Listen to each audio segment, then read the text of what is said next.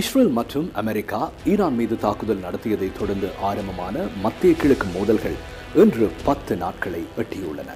இன்று காலை வர்த்தக நடவடிக்கைகள் ஆரம்பமானது.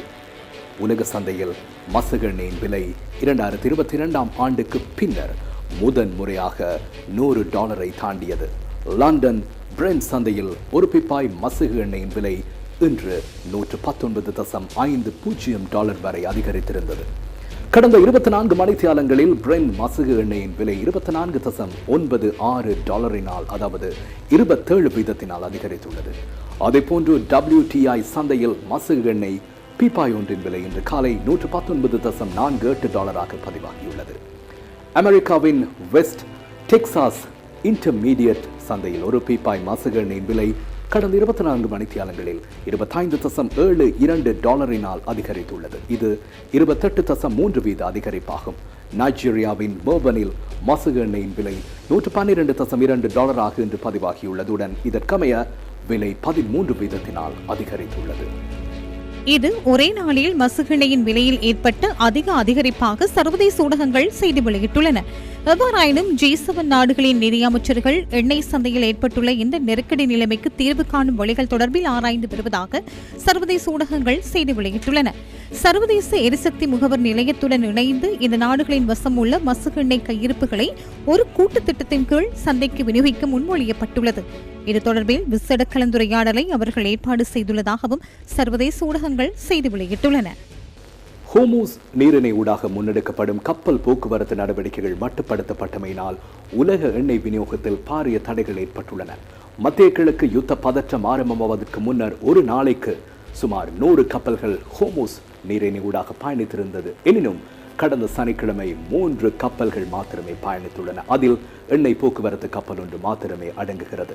ஹோமோஸ் நீரிணை பகுதியில் நிலவும் மோதல் நிலை காரணமாக தற்போது பாரசீக வளைகுடா பிராந்தியத்தில் நூற்றுக்கணக்கான எண்ணெய் கப்பல்கள் இடை நடுவில் தடைப்பட்டுள்ளதை உங்களால் அவதானிக்க முடிகிறது.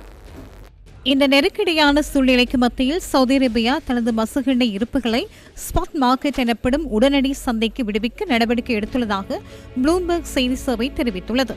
பொதுவாக நீண்டகால ஒப்பந்தங்களின் அடிப்படையில் எண்ணெய் விற்பனை செய்யும் சவுதி அரேபியா நிலவும் அபாய நிலையை கருத்தில் கொண்டு தனது Arab extra light, Arab heavy மற்றும் அரப் லைட் ஆகிய வகைகளைச் சேர்ந்த 4.6 மில்லியன் மசகெண்ணெய் பீப்பாய்களை சந்தைக்கு விநியோகித்துள்ளதாக சர்வதேச ஊடகங்கள் தெரிவித்துள்ளன.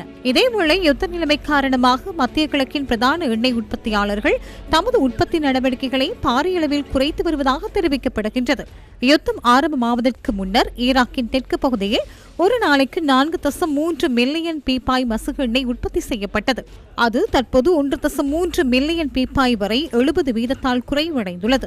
குவைத் மற்றும் ஐக்கிய அரபு ராச்சியம் ஆகிய நாடுகளும் தமது எண்ணெய் உற்பத்தியை குறைப்பதாக உத்தியோகபூர்வமாக அறிவித்துள்ளன. எண்ணெய் களஞ்சிய நிலையங்கள் நிரம்பி வருவதால் ஏனைய பிராந்திய உற்பத்தியாளர்களும் வரும் நாட்களில் இதே நடவடிக்கைகளை மேற்கொள்வார்கள் என ஆய்வாளர்கள் கூறியுள்ளனர். இந்த நெருக்கடிக்கு மத்தியில் உலக நாடுகள் என்ன செய்கின்றன? அவை பெருமளவில் கையிருப்புகளை சேமிக்கின்றனவா? அவ்வாறு பாரிய அளவிலான கையிருப்புகளை பராமரிக்க முடியுமா? இந்தியாவின் நிலைமையை பார்ப்போம். ANI செய்திச் சேவையின் தகவலின் பிரகாரம் இந்தியாவிடம் 250 மில்லியனுக்கும் அதிகம் மசகு எண்ணெய் மற்றும் பெட்ரோலிய உற்பத்தி பீப்பாய்கள் காணப்படுகின்றன. இது சுமார் 4000 கோடி லிட்டர் ஆகும். NDTV செய்தியை சேவையின் பிரகாரம் இந்தியாவில் 25 நாட்களுக்கு மாத்திரம் போதுமான எரிபொருள் கையிருப்பு உள்ளதாக வெளியான செய்தி தொடர்பில் அரசாங்கம் கவலை தெரிவித்திருக்கிறது. தற்போதுள்ள கையிருப்பு நீண்ட காலத்திற்கு போதுமானது என அரசாங்கம் குறிப்பிட்டிருக்கிறது.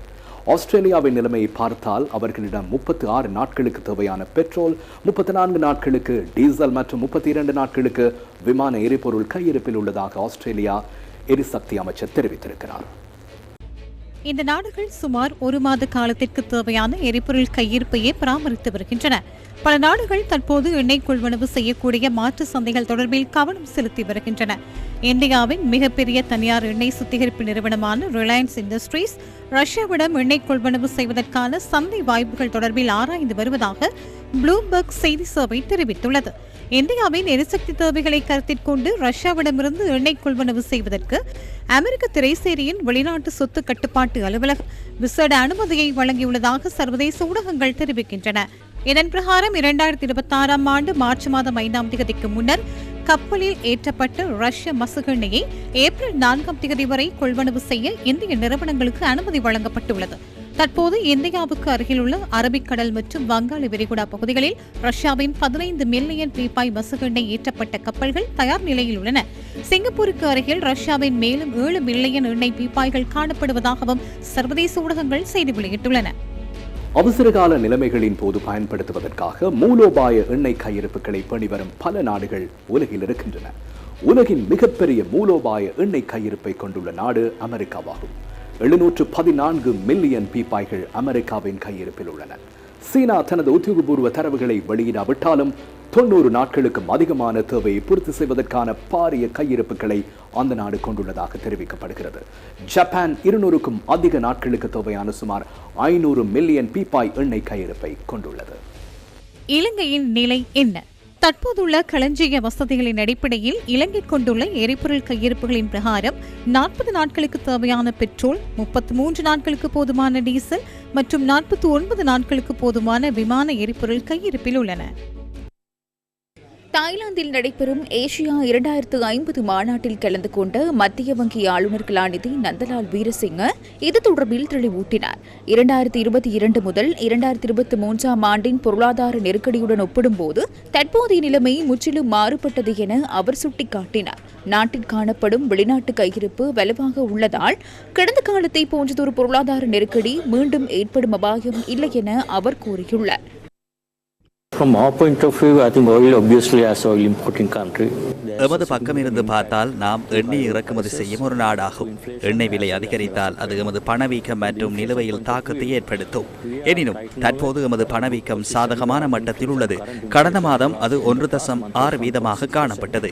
எத்தகைய நிலைமை ஏற்பட்டாலும் அதனை தாங்கக்கூடிய நிலையில் நாம் தற்போது உள்ளோம்.